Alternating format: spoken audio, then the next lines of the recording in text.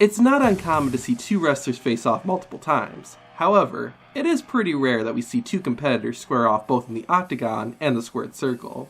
It has happened though, so let's look at the wrestlers who fought both in WWE and MMA.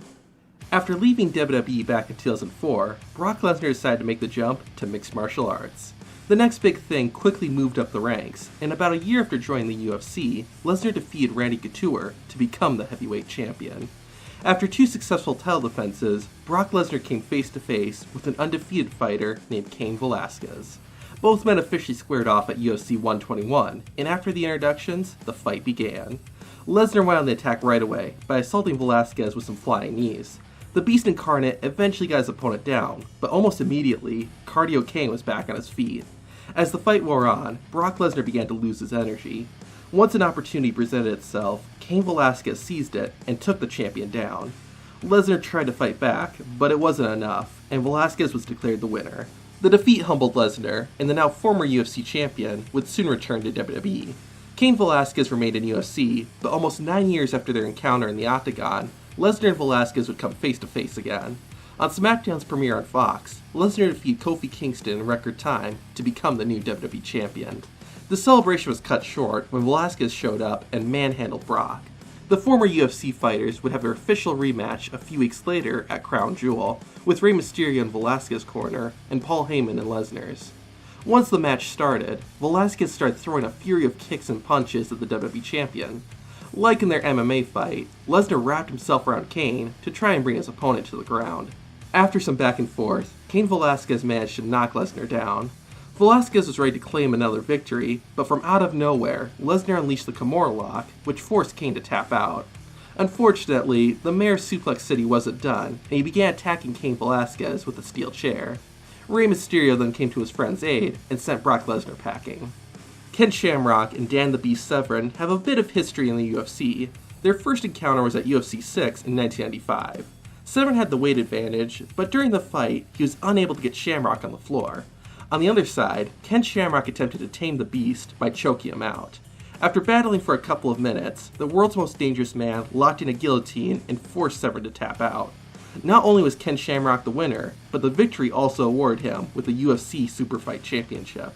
Shamrock and Severn's rivalry wasn't over yet, as both men faced off again at their infamous fight at UFC 9. The contest basically boiled down to Severn circling Ken Shamrock for about half an hour. It ultimately came to a judge's decision, who awarded the victory to the Beast.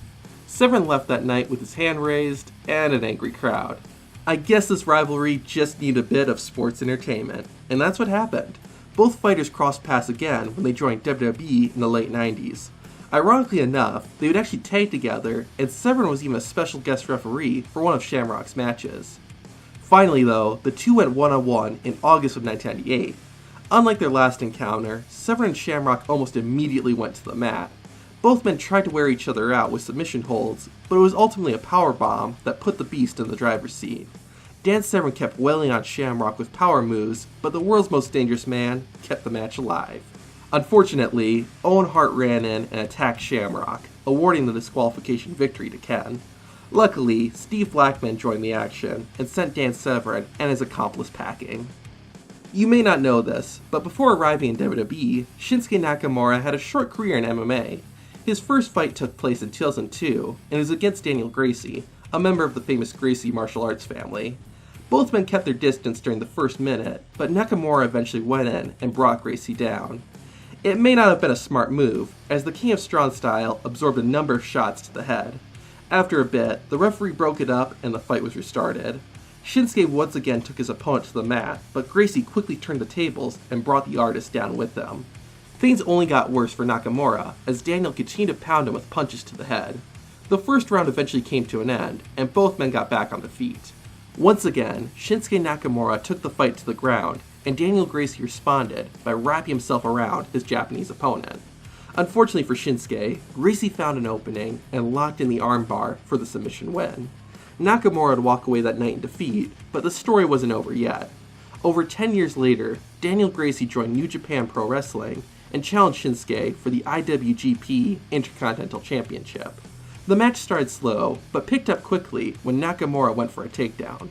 Like in their last fight, Gracie remained calm and eventually got Shinsuke down onto the mat too. The champion would use the ropes to escape, but the challenger always managed to get Nakamura back on the ground.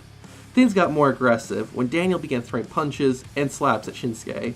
Having enough, the King of Strong Style planted his opponent with a DDT and used his kicks to keep Gracie down. The challenger was far from finished and used Nakamura's own momentum to slow him down.